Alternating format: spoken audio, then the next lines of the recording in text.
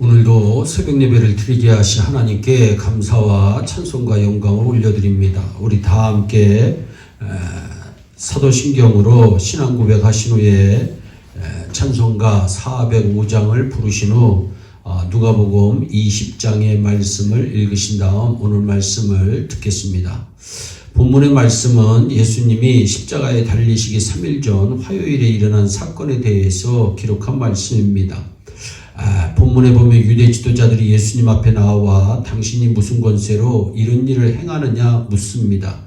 이 질문의 배경은 예수님이 성전을 정화하신 사건과 또한 1절에 있는 것처럼 성전 안에서 백성을 가르치신 까닭입니다.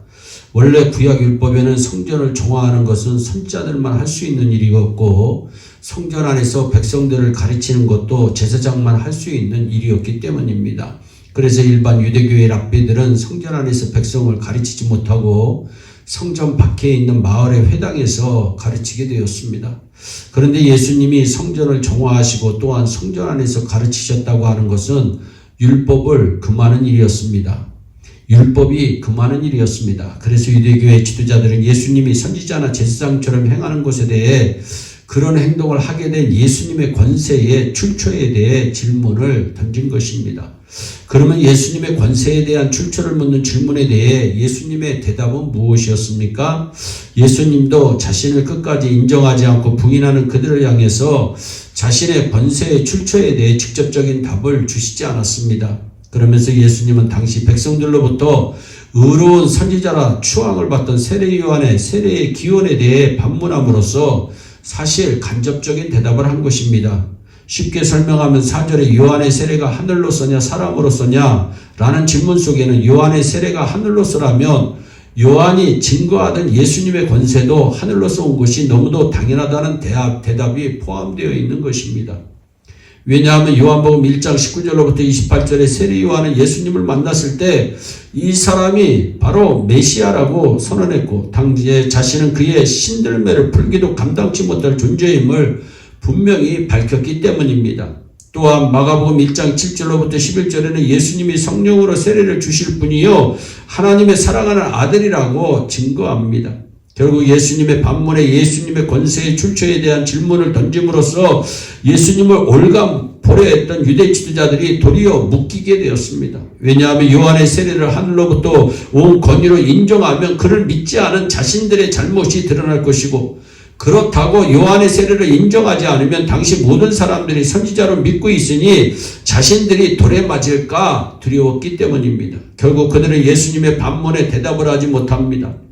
오늘날에도 부정직해서 복음의 진리를 알면서도 애써 거부하고 그 진리를 인정하지 않는 무리들이 여전히 존재하는 것을 알 수 있습니다. 이러한 순수하지 못한 그들의 심령의 상태를 예수님은 포도원의 비유를 들어 말씀하십니다. 이 비유 속에는 자신을 메시아로 받아들이지 않는 유대인들의 완악함을 풍자하고 있습니다. 여기서 포도원 주인은 하나님 소작인 농부는 유대인, 주인의 종은 여러 선지자들, 아들은 예수님을 상징하고 있습니다.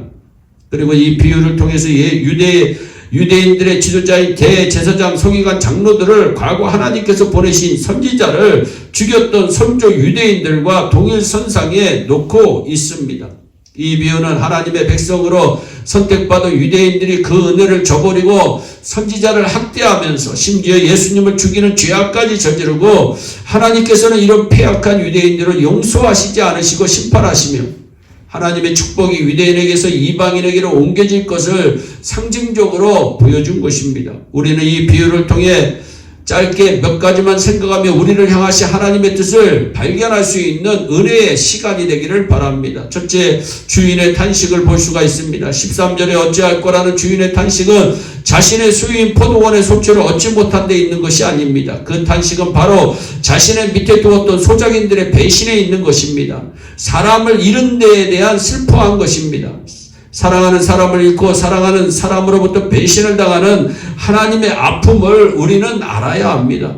예수님이 죄인 하나가 회개하고 돌아오면 천국에서 잔치를 열고 기뻐한다고 하신 말씀은 반대로 성도들이 하나님의 뜻을 거스리고 하나님을 떠나갈 때 하나님이 입으시는 고통이 얼마나 큰가를 가르쳐 주시는 말씀입니다.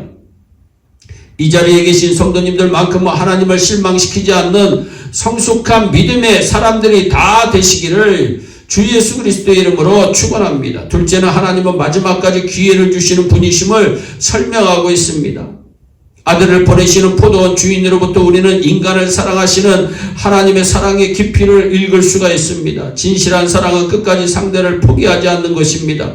본문의 포도원 주인의 사랑이 그렇습니다. 이 모든 사건은 구약의 사건을 통해서도 알 수가 있습니다. 셋째로 마지막 날에 죄인에게 임할 심판이 얼마나 무서운가를 설명하고 있습니다. 하나님은 끝없이 기회를 주시며 사랑하시는데도 불구하고 농부들은 그 아들까지 이는 상속자니 죽이고 그 유업을 우리의 것으로 만들자 하고 포도원 밖으로 내어 쫓아 죽였습니다. 15절에 예수님은 포도원 주인이 이 사람들을 어떻게 하겠느냐 하는 질문을 던집니다.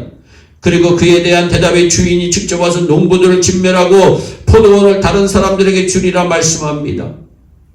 마태복음 24장 45절로 47절의 말씀을 보면 선한 청지기에게는 칭찬과 함께 다른 큰 일을 맡기며 또한 상급이 주어진다는 것을 알 수가 있습니다. 하지만 악한 청지에게는 저주와 직무의 박탈이 주어집니다.